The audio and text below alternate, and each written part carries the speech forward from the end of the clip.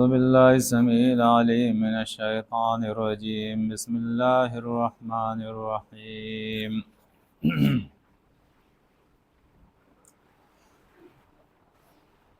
وأنذر الناس يوم يأتيهم العذاب فيقول الذين ظلموا ربنا أخرنا إلى أجل قريب نجب دعوتك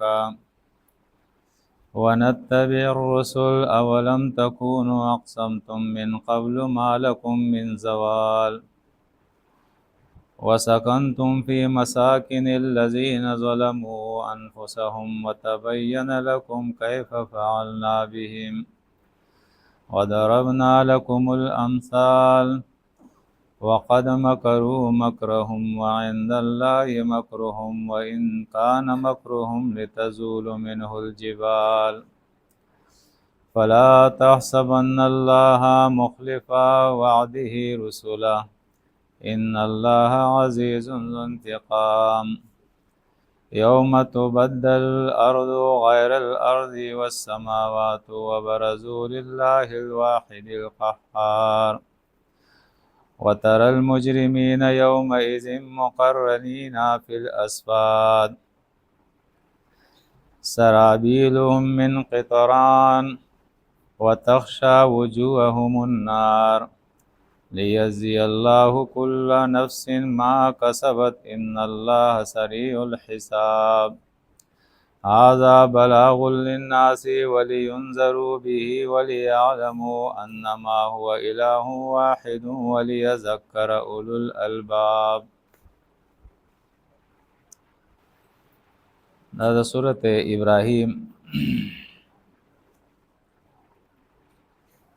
د اخرې رکوع آیاتونه دي.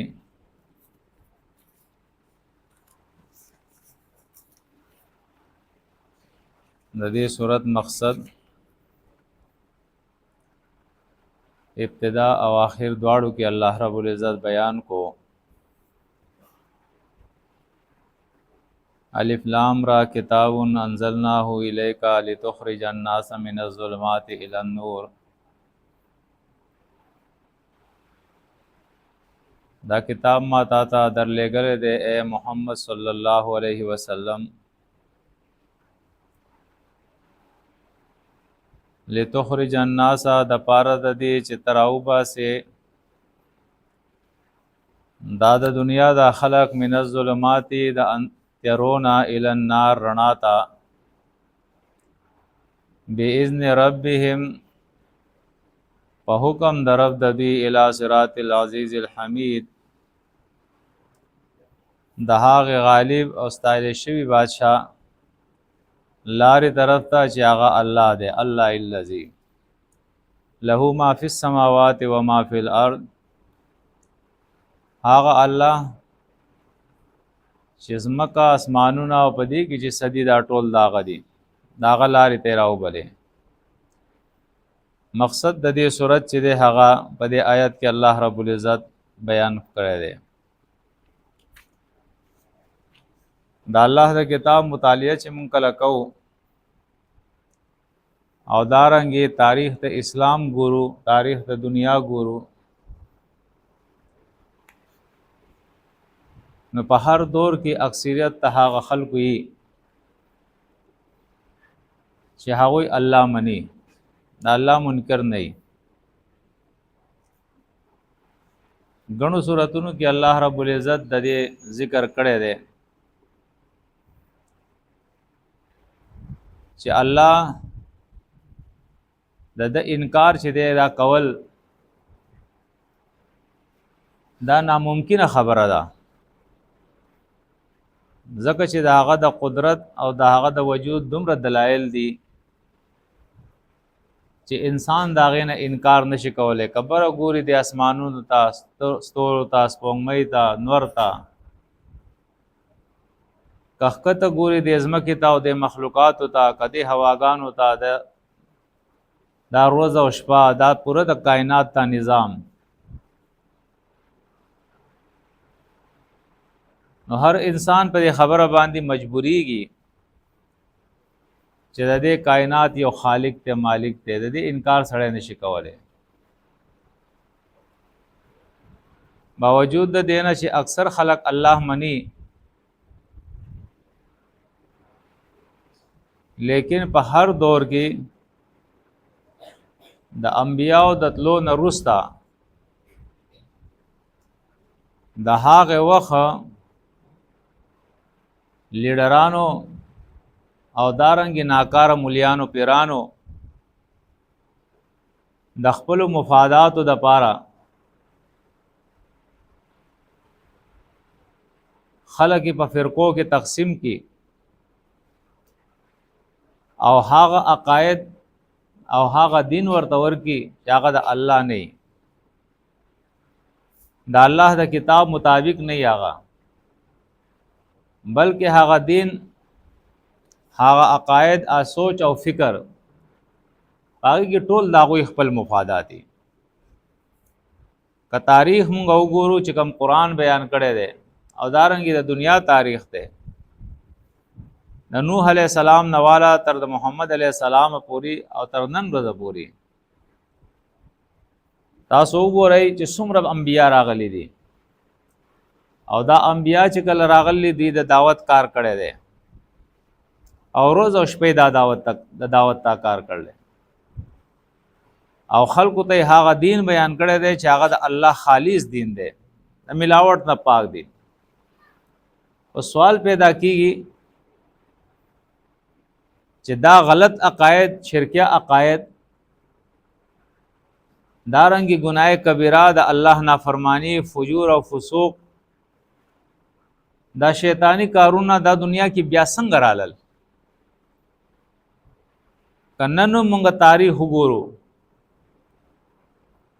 او د دې تاریخ مشاهده وکړو دا موجوده دور وګورو چې کم خلق موجود دي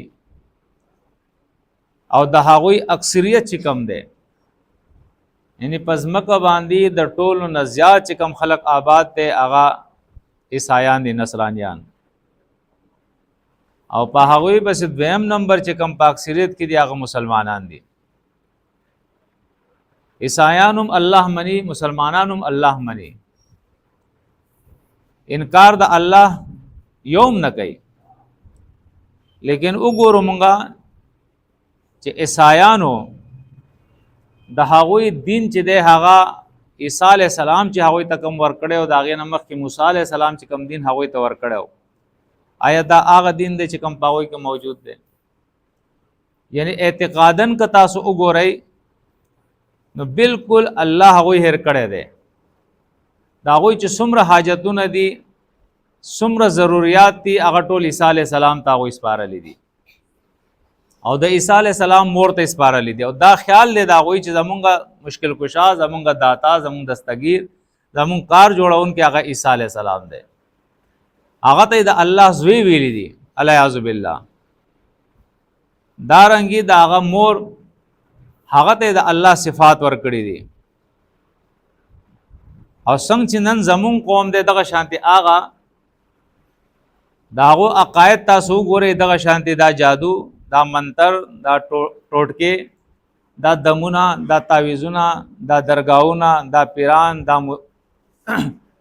پیر مریدی شوا د غیر الله په نوم باندې منښتي د غیر الله اوازونه دا ټول په هغوی کې موجود دي دارنګي که د هغوی اعمال مونږ وګورو نو اعمال د هغوی تاسو او مونږ مشاهده کوو زنانه د هغوی په نیم لباس کې بے پرده سړی د هغوی پردې نه کوي نشه استعمالی هغوی دروغ هغوی وي رشوت هغوی کوي سود هغوی کوي هر کار هغوی کوي ټول ظلمونه په هغوی کې موجود دي او داوا هغوی دا کوي چې موږ الله منو تورات انجیل منو عیسی علیہ السلام منو لیکن دین په هغوی کې نشته دی دا رنګ زموږ امت ته زموږ امت هم تاسو ټول وی نه د عقاید او حالات وګورئ تاسو یعنی هر سړی د دې خبرې اقرار کوي لا اله الا الله چې د الله نه سوا بل اله نشته دی او هر سړی د دې خبرې اقرار کوي چې الله وحده لا شریک دی دا هغه څوک شریک نشته دی. لیکن د عقاید تاسو ګورئ دا هغوی دا چې کوم درګاهونه جوړ شوي دي آیا دا په اسلام کې جایز دي؟ د دې گنجائش شته دی؟ په دې قوم کې مدارس دي، مسجدونه دي، علما دي، مفتیان دي، قاضیان دي، ټول هر څه کې موجود دي. بیا په دې قوم کې دا لوی لوی درګاهونه چې جوړ شوي دا ولې جوړ شوي دي؟ ځکه چې قرآن او حدیث خدا منع کړیو. دا الله پیغمبر خود دې مون وستلیو او دا الله پیغمبر فرمایلیو چې دا عمل چې دی دا د نصرانیانو دی. اذا مات فيهم الرجل الصالح بنوا على قبره مسجدا. چې کله په دغه عیسایانو کې په دغه يهوديانو کې یو سړی مړ شي نو داغه د مرګ نه وروسته بیا دوی داغه قبر جوړ کی او د قبر نه ول درگاه جوړ کی او بیا ځي هل خپل حاجتونه غواړي. او د مسلم په حدیث کې راځي د الله پیغمبر فرمای انی انهاکم عن ذلک، د دې کار نه تاسو منع کوم. مطلقاً د الله پیغمبر د دې خبرې اجازت نه دی کړي تر دې پورې چې د جابر رضی الله تعالی عنہ پر روایت کې راځي نهى رسول الله صلی الله علیه وسلم ان یجسس القبر وان یبنى علیه وان یقعد علیه. چې قبر به نه پخوي نه په دې باندې آبادی جوړوي نه په دې باندې منجوران کې نه وي. د دې شی نه مطلقاً د الله پیغمبر منع کړی و، بلکې د ځمکې سره برابر کې دا قبرونه کچه قبرونه جوړ کړي. سوال دا پیدا کیږي دا دومره علما دا دومره مدارس دا دومره لوی علم په دې دنیا کې او دعوت اسلام دا آیا دا کار ولی کیږي په دې امت کې؟ دارنګي د تعویذونو کاروبار تاسو ګورئ زه په ځای باندې دا دکان نه کولاو شوی دي، ساختونه دي، تعویذونه دي، دمونه دي، حالانکه اسلام د دې بالکل اجازت نه دی ورکړي. دم تعویذ ساخ د دې بالکل اجازت نه دی ورکړي. دیته اسلام شرک ویلی دی. ابو داود روایت کې راځي عبد الله ابن مسعود رضی الله تعالی عنہ فرمایي چې نبی علیہ السلام فرمایلی دي ان الرقا والتمائم وتولة شرک. دم تعویذ او دارنګي دا ټوټکي چې کمی خلق کوي، چا د غوایخ کر په کور ودرول، چا تور جنډه ودرول، چا په کور باندې ماشاءالله لیکلی چې زما کور باندې نظر کی، چا تور انډې پیا خو دی دا، چا د کور په دیوال باندې سپیا کا لګولې دا چې زما کور نه نظر کی، چا تعویذ په غاړه کړی دی، چا بچی ته کنجکا چولې دا. دا چې څومره ټوټکی دي د الله پیغمبر دې ته شرک ویلی دي، تعویذونو ته شرک ویلی دي، دمونو ته شرک ویلی دي. او تر دې پوری د بخاری په حدیث کې راځي د الله پیغمبر فرمایلی دي چې زما د امت او یا زره کسان داسې دي چې هغه بغیر حساب کتاب نه جنت ته داخلي. صحابه پشتیا کیو چې دا به سو خلک دي. الله پیغمبر او فرمایل چې دا به هغه خلک دي لا يتطيرون ولا يسترقون وعلى ربهم يتوکلون. چې دا به هغه خلک چې دی به فالونه نه اخلي لکه زمون خلک نجومیان الذی لاس وتخی چې تو ګوره زما په دې قسمت کې سړي پیران الذی وایي چې زما شی ورک شوی دی، تو ګوره چې هغه به کمزې کی. دارنګې کاهنان نجومیان الذی چې زما تقدیر وګوره چې په دې کې بس صحیح. دارنګي نور داغه شانتي خبرې دي چې لکه د شپې کور کې جاړو مو وایي په دې سره کور سپیره کېږي، نکونه چې کټ کوي هغه کور کې غزار نه کې په دې سره کور سپیره کېږي.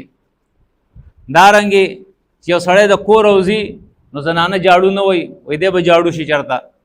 د منګل په ورځ باندې سفر مه کوئ، سفر لوځې که په مخ کې د توره په مخ کې د پشور اله توره پشور اله نو سفر به بیان کې ورنه نقصان به ته ورسی.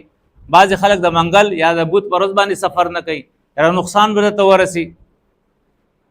دا ټولې کومې ټوټکې چې دي د سفر په میاشت کې سفره به ابوي چې کله هغه ځینو د کور غټونه چې دی هغه وسنډي ټک وایي چې یاره دا سفر ابوي چې زمونږ د کور نه وځي. به دا قسمه چې څومره شیزونه دي چې نن زمونږ په دې قوم کې موجود دي او بیا د هغې دپاره دغه ټوټکې کېږي، نظر به ولګي فلانې ډېر نظري دی. حالانکه نظر الله رب العزت ورکړی او د څه دپاره؟ د دې دپاره چې یو انسان په بل صحیح کوي، لاره په صحیح کوي، څه شی په صحیح کوي، دا د کتو دپاره، لیدو کتو دپاره. دا اسباب دي د انسان دپاره. غوږونه یې ځکه ورکړي چې دی به پې اوري، لاسونه یې ځکه ورکړي چې دی پې نیول کوي، پې ځکه ورکړي چې دی به پې تلل کوي. لیکن زمونږ په دې امت کې دا عقیده غلط ملیانو خوره کړه د بعضو روایتونو په وجه یا د هغې غلطه معنی کولو په وجه باندې چې جی نظر خدا سے شی دی چې نیمه دنیا یې تباه کړې ده. نظر خدا کوي، نظر خو هغه کوي. حالانکه حقیقت دا دی چې دا سترګې صرف د لیدو کتو نه سیوا نور څه نشي کولی. په دې کې میزایل نشته دی، ورنه که نظر څه کولی شي نو بیا دا نظر بارډرو ته ولې نه لګي نظري چې هلته لاړ شي نظر ولګئ. یا د دنیا په یو عدالت کې یو کیس څوک داسې خوی شي چې چا په نظر سره څوک وجلی او د هغه کیس په عدالت کې تلی، نه پورې داسې یو کیس نشته دی. یا په جادو باندې چا څوک وجلی ناجوړه کړی، یو کیس په عدالت کې داسې نشته دی. دا د دنیا هغه دروغ دی چې دا علمي لحاظ سره د دې پشپنایي چې دی هغه علماء سو کوي، هغه باطل روایتونه، باطل تفسیرونه خلکو ته بیان کی. ګوره فلانی لیکلی په تفسیر کې، ګوره فلانی مولا لیکلی په کتاب کې، ګوره فلانی روایت ته او د الله کتاب چې دی هغه بند کړی دی، یخودی دی. قرآن ورته نه ښیي چې دا ټول قرآن چغې وهي لا شریک له، د الله څوک شریک نشته دی. سبحانه وتعالی عما یشرکون، الله د شریکانو نه پاک دی. نو سره نظر شریک دی، نو سره جادو شریک دی، نو سره کوړی شریک دي، نو سره منتری شریک دي، نو سره تعویذونه شریک دي، نو سره باباګان شریک دي، نو سره اولیاء شریک دي، نو سره انبیاء شریک دي، نو سره د مړي شریک دي، نو سره ملائک شریک دي، نو سره پیریان شریک دي.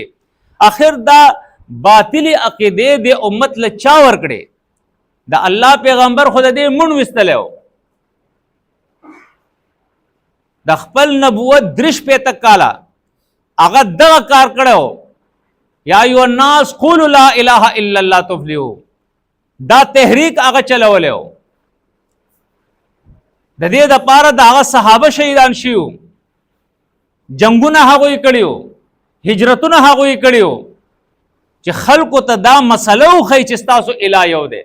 په هغه دور کې هم دغه شانتي وو، دا فلانی فرقه ده، دا فلانی فرقه ده، دا د دوی علما دي، دا د دوی پیران دي، دا مرشدان دي، دا لیډران دي.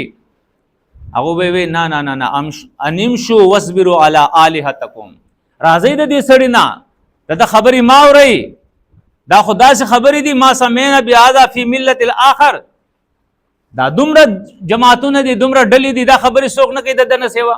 ما سمعنا بهذا فی ابائد الاولین، دا خو چې موږ د خپلو مشرانو نه دي اورېدلي. دا دې څنګه خبرې کوي چې کوړې نشته، منترې نشته، تعویذونه نشته، باباګان نشته، پیران نشته، په نظر کې اثر نشته، په جادو کې اثر نشته دی، بس څه چې کوي یو الله کوي. دا خو عجیبه خبره ده. دا خبرې خو موږ مخکې نه وي اورېدلې. نن هم د توحید مسله چې بیانېږي، دا شرک چې کوم خور کړی دی د دې خلاف چې کله کار کېږي نو نن هم دغه علماء سو ستا په مقابله کې راوځي، راپورته کېږي، ستا د لارې دپاره ستا په لاره کې هغوی رکاوټ جوړی، ستا لاره بندی چې دا د توحید مسله بیان نشي. بہرحال قرآن مجید وی چې دا کتاب چې الله رب العزت را لېږلی دی د پاره د دې را لېږلی دی لتخرج الناس من الظلمات الى النور، چې د دې تیرو نه دا خلک راوباسي. په کومو تیرو کې دوی پراته دي، یعنی مونځ کوي دی، ګیره ساتي په مخ باندې دی، حج ادا کوي، عمره ادا کوي، خیر او خیرات کوي، جماعتونه جوړوي، لیکن عقیده د په شرک لت پت پرته ده، ککړه پرته ده. نو قرآن مجید وایي چې دا کتاب ما ذکر علی غله هو هاذا بلاغ للناس، چې د دې کتاب پیغام خلکو ته ورسوي، د دې کتاب پیغام خلکو ته ورسوي. داسې مجاهدین دنیا کې پیدا شي چې خپل خوري د چانه غواړي نه، ځکه چې دا د انبیاو سنت دی. یا قوم لا اسألکم علیه اجرا ان اجری الا علی رب العالمین. ای قوم زه په دین باندې ستاسو نه څه نه غواړم، زما اجر په الله باندې دی. داسې مجاهدین پیدا شي چې هغوی د الله کتاب زده کي.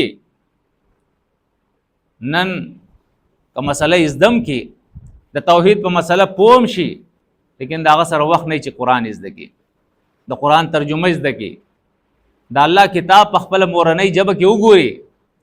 ځکه چې د دې کتاب مقصد صرف دا، د دې مقصد دا نه و چې دا کتاب به ته د شروع نه آخره پورې صرف لولې، دا صرف د لوستو دپاره نه راغلی. قرآن وایي کتاب انزلناه الیک مبارک لیدبروا آیاته ولیتذکر اولو الالباب. دا کتاب به ذکر علیګل چې په دې کې غور او فکر وکړي، تدبر وکړي او د دې نه نصیحت واخلي. د دې کتاب نه دا د ژوند تیرولو کتاب دی زما پرونو، دا د عقیدې کتاب دی، دا د فیصلو کتاب دی، دا د تبلیغ کتاب دی، دا د هدایت کتاب دی، دا د قانون کتاب دی زما رونو. دې دپاره وخت وباسئ، دا زده کوئ.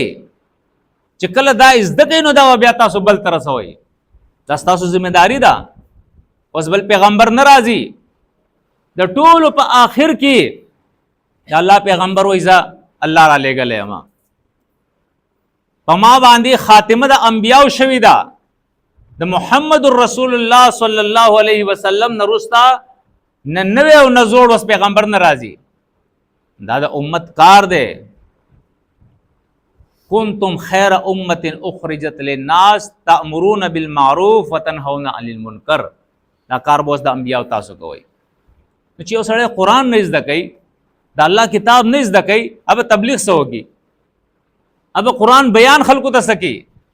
اب توحید څنګه بیانوي؟ توحید مقصد خدا نه دی چې ته چاته وایې چې لکه ته مشرک یې، پلار دی مشرک دی، ملا دی مشرک دی.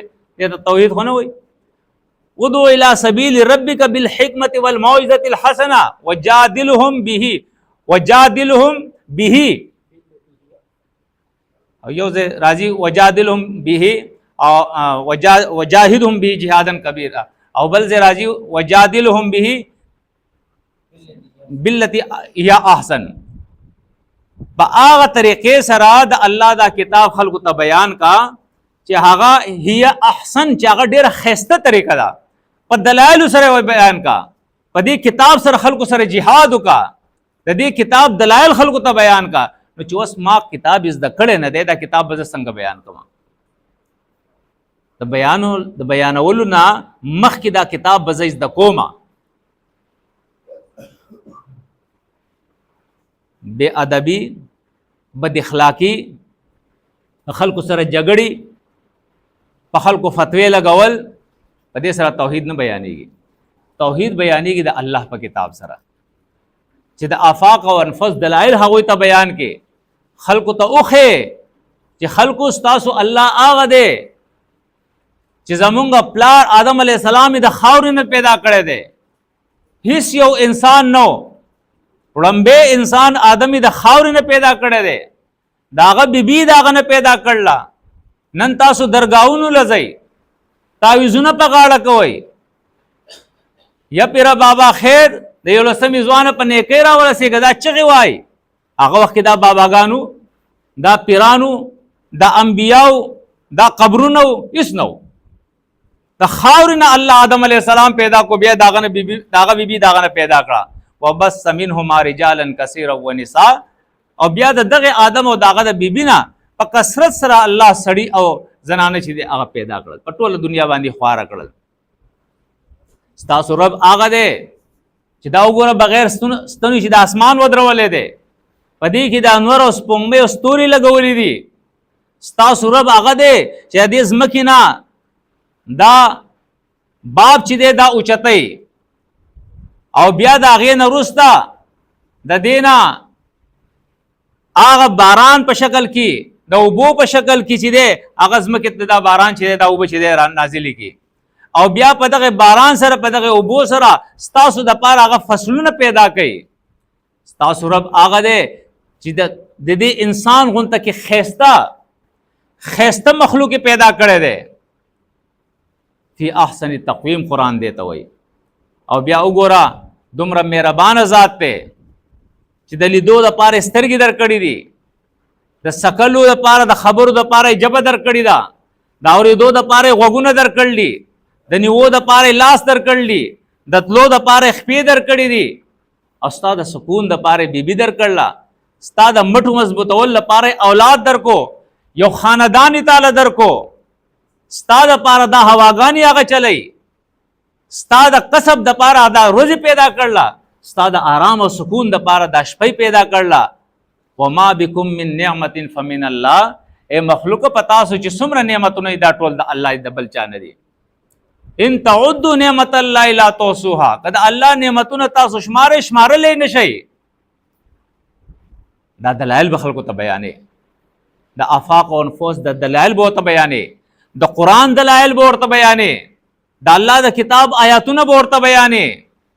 ان شاء الله ستا په دې تبلیغ سره، ستا په دې وینا سره داسې خلک به وي چې هغه به الله ته راشي، رجوع به وکړي، د شرک نه به قلار شي، د ګناهونو نه به قلار شي. ځکه قرآن مجید مخکې څه وایي؟ دا کتاب خلکو ته ورسوه، هذا بلاغ للناس ولینذروا به. او خلق په دې کتاب سره خبردار کا چې انسانانو همیشه په دې دنیا کې تاسو نه یې، مرګ را روان دی، د هغې دپاره تیاری وکړئ. مولیان پې ویروا، پیران پې ویروا، لیډران پې ویروا، عام مخلوق پې ویروا چې مرګ را روان دی.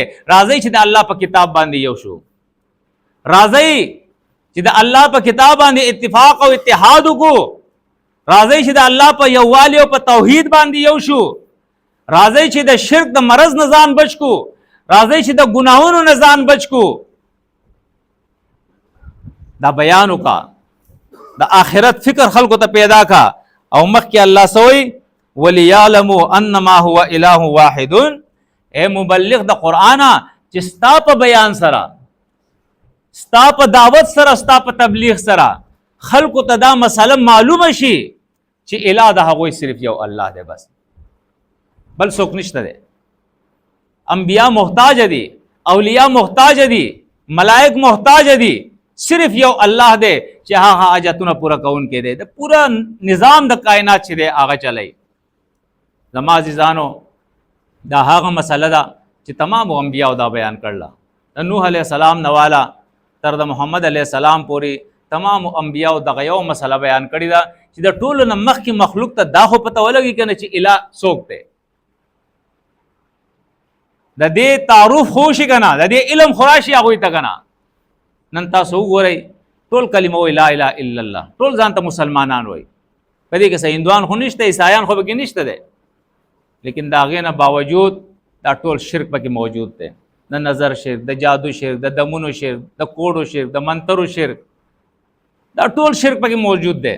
لوی لوی درګاهونه، دا پیری موریدي، دا زما او ستاسو کار دی چې دا قرآن ازده کو، مسله د توحید خلکو ته بیان کو. نو ان شاء الله دنیا کې هم د دې الله مونږ ته اجر راکړي او په آخرت کې هم الله رب العزت مونږ ته د دې اجر راکړي. او کچره دا کار مونږ ونه کوو، ورا قرآن مجید وایي وَإِلَّا تَنْفِرُوا يُعَذِّبُكُمْ عَذَابًا أَلِيمًا وَيَسْتَبْدِلْ قَوْمًا غَيْرَكُمْ وَلَا تَضُرُّهُ شَيْئًا. کچره د الله په لار کې ونه وته، د دین کار دی ونه کو، نو دا واورا چې داسې عذاب بدر کم چې هغه عذاب علیم دی، عذاب علیم دی. دا زموږ د ټولو ذمہ داری ده که نه ده؟ جی ده که نه ده؟ نو قرآن به زده کوو که نه؟ ورته د پاکستانیانو غونته کې انشاءالله مو وایي ښه، او د هغوی د انشاءالله ویل مقصد دا یي چې لکه دا خپل الزام چې دا په الله باندې واچوي، د الله رضا نه ونو. ما خو انشاءالله ویلو نه نه، قرآن مجید کې الله وی والذین جاهدوا فینا لنهدینهم سبلنا. څوک چې کوشش کوي هغه ته خپل لار خیم، خپل کتاب هغوی ته خیم، چې کوشش نه کوي هغوی ته نه خیمه. نو د دنیا ګوره ګران ګران کارونه هغه مونږ وکړو، لیکن چې کله د قرآن زده کولو وخت راشي نو چې بیا مونږ سره وخت نه وي، زمونږ پې ژبه نه اوړي، بیا مشکل شي، نشو ویلی، ټایم زمونږ سره نه وي، مختلفې بانې شروع شي. انشاءالله ووایي په صداقت سره، په زړه سره یې ووایي او د هغې دپاره کوشش شروع کوي. یو آیات وایي، دو آیاتونه وایي، او خاص طور باندې چې زمونږ د دې مرکز او مسجد پیرصدو د مسجد او مرکز چې کم مشران دي، ناظمان دي، هغوی لم پکار ده، دا د هغوی ذمہ داری ده چې دا خپل مرګري دارنګې د چم گاوند خلق د دې دپاره بندوبست وکړي، دوی تیار کړي، د قرآن درسي. یو آیاتي دو آیاتي چا ناظره نه ویلې هغه ته ناظره ووایي، چا چې ناظره ویلې ده دو جماعتونه دو کلاسونه جوړ کړي، چې چا ناظره ویل ده هغوی ته ترجمه شروع کړي، او د ترجمې سره سره ورته دا مقصد ښیي چې جی د دې ترجمې زده کولو مقصد دا نه دی چې ته به تقریرونه صرف کې، د دې ترجمې زده کولو مقصد صرف دا نه دی چې ته به په دې باندې مناظرې کې، د دې ترجمې زده کولو مقصد صرف دا نه دی چې ته به یو عالم جوړ شي، د دې ترجمې د زده کولو مقصد دا دی چې په دې کتاب ته پوه شي، په دې کتاب به عمل کې، او چې کله دې په خپله عمل وکړو نو بیا به د دې تبلیغ کې بل ته به دا کتاب رسي، یعنی په مقصد به جوخ پوهه کې. ډېر خلک داسې دي چې هغوی قرآنونه زده کړلي لیکن بیا هم په عقیده کې شرک دی، ډېر خلک داسې دي چې قرآن زده کړی دی لیکن بیا هم د الله نافرماني کوي، ډېر خلک داسې دي چې قرآن زده کړلی لیکن بیا د تبلیغ میدان ته هغوی نه وځي.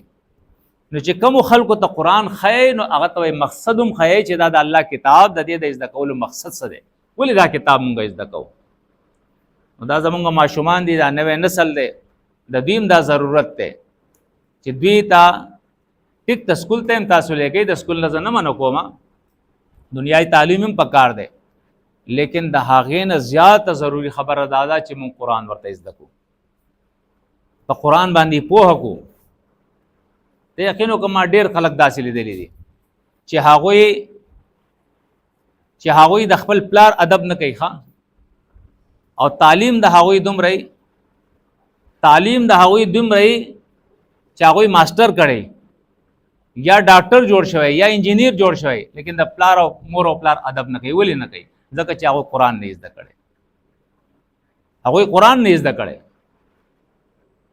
دا واحد هغه کتاب دی چې دې تا ته حقوق العباد، صرف حقوق الله نه، حقوق العباد د تم ښیي، د ژوند تیرولو طریقې د ته ښیي، دا کتاب تا ته اخلاق ښیي،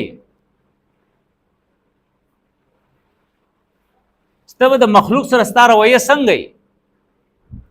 دا یو زبردست کتاب دی، عظیم الشان کتاب دی، دې ته ذات حیات وایي. زمونږ ټول ژوند په دې کې دی. نو دا کتاب چې دی دې له ټایم ورکوئ، په خپل هم باندې زده کوئ، او د هغې نه وروسته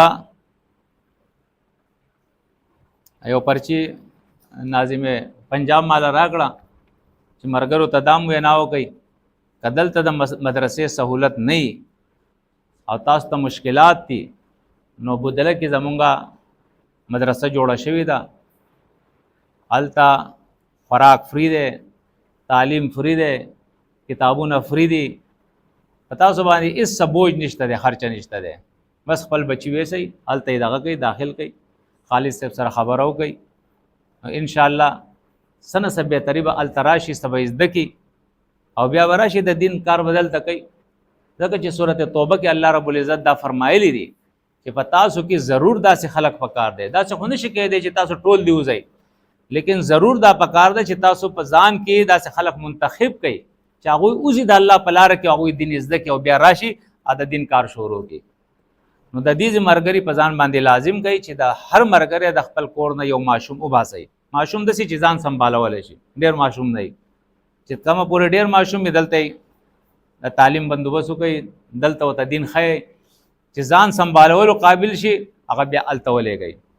انشاءالله چې هلته تیار شو، دین یې زده کو، چې دلته راغې هغه به ستاسو دپاره مفید وي، د دې خلکو دپاره به مفید وي، د الله دین به ورته بیانوي، رڼا به راشي او د دین کار چې دی په هغې کې به بهتري راشي.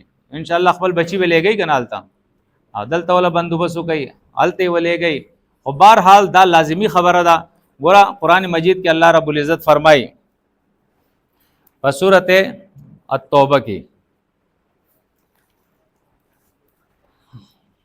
آیت نمبر 115 کې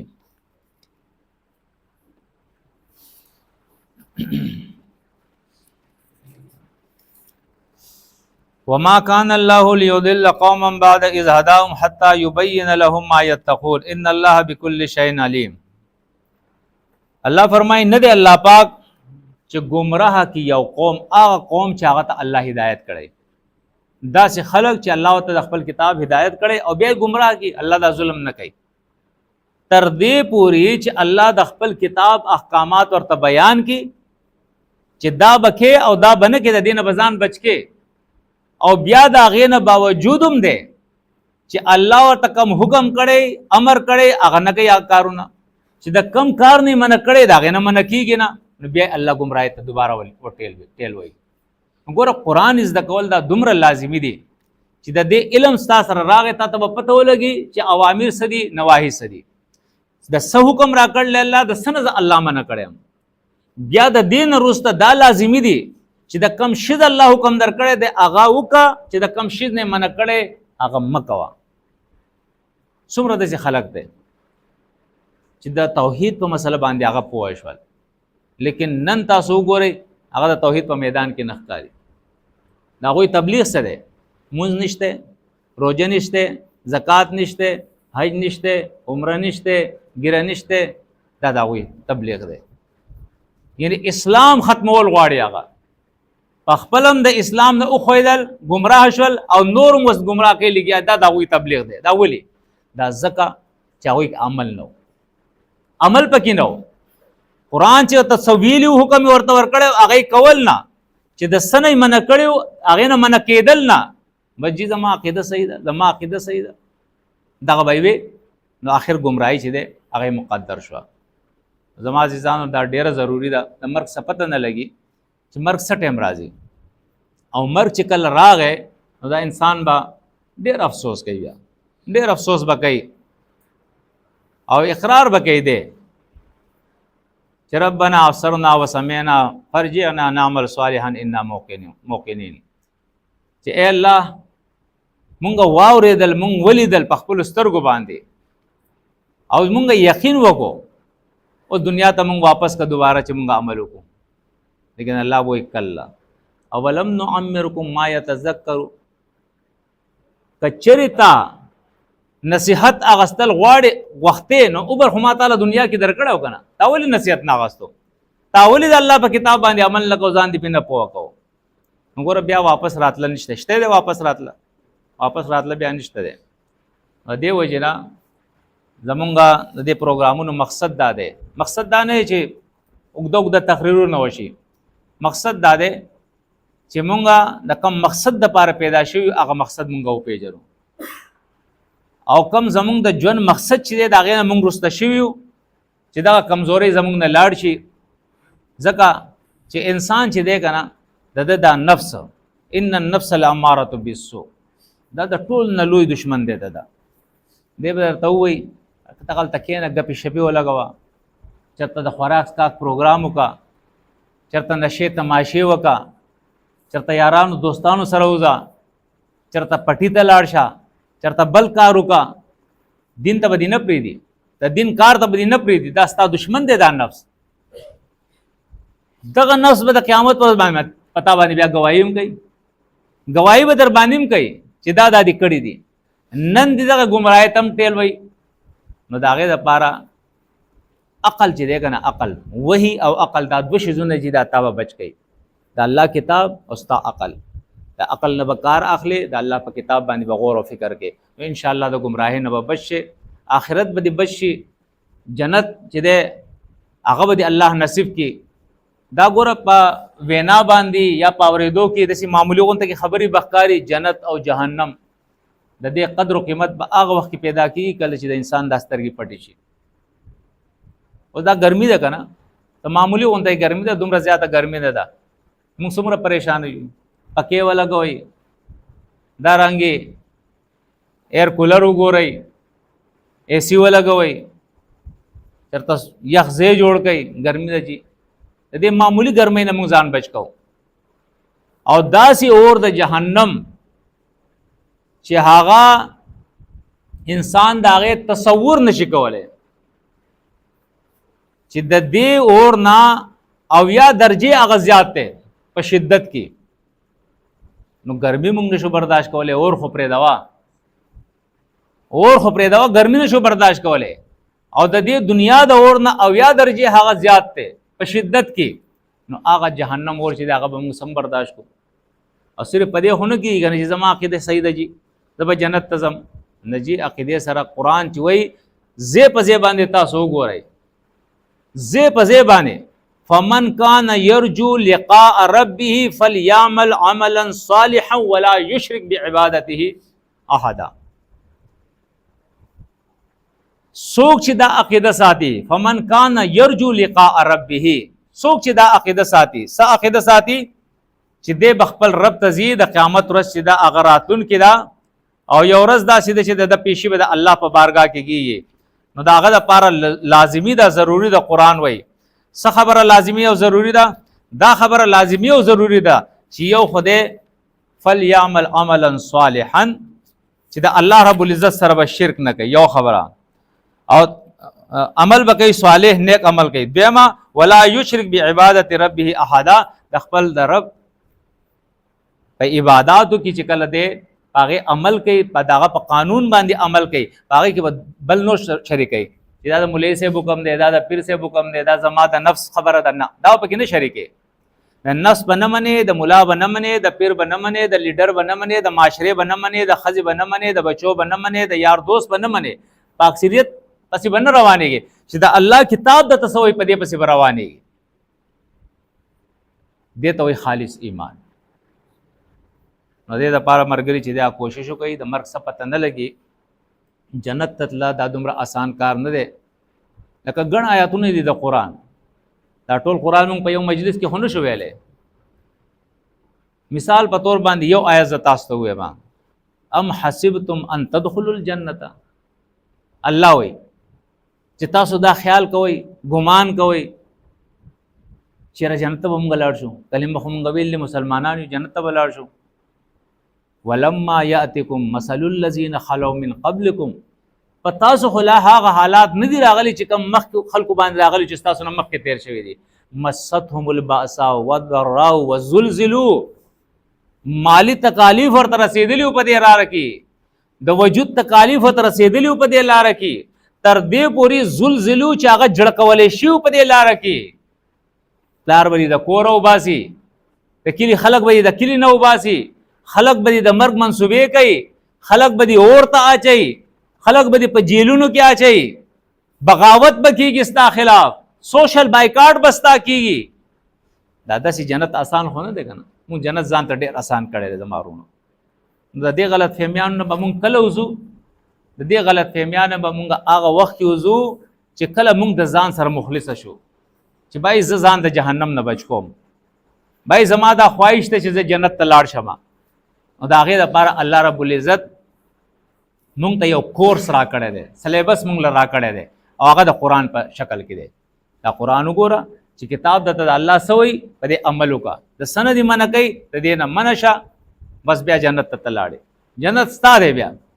او که دا وې چې یاره کلمه مې ویله جنت ته به لاړ شم، یا په دې جماعت کې هم جنت ته به لاړ شم، په دې ګورې جنت ته څوک نه ځي. ښه، قرآن کې الله دا مثالونه پیش کړي دي، د نوح علیه السلام، د لوط علیه السلام ښځې دي، لیکن د جهنم نه دي بچ شوي، تر کومه د الله په قانون عمل نه دی کړی. د نوح علیه السلام خپل زوی دی، د الله په قانون عمل نه دی کړی، د جهنم نه دی بچ شوی. د ابراهیم علیه السلام خپل پلار دی، د الله په قانون عمل نه دی کړی، د جهنم نه دی بچ شوی. د بچ کېدو دپاره ضروري ده چې دا قانون د الله مونږ زده کړو، په دې عمل وکړو، او بیا دا بل ته بیان کړو. دا کار به کوو انشاءالله که نه. اقول قولي هذا استغفر الله لي ولكم ولسائر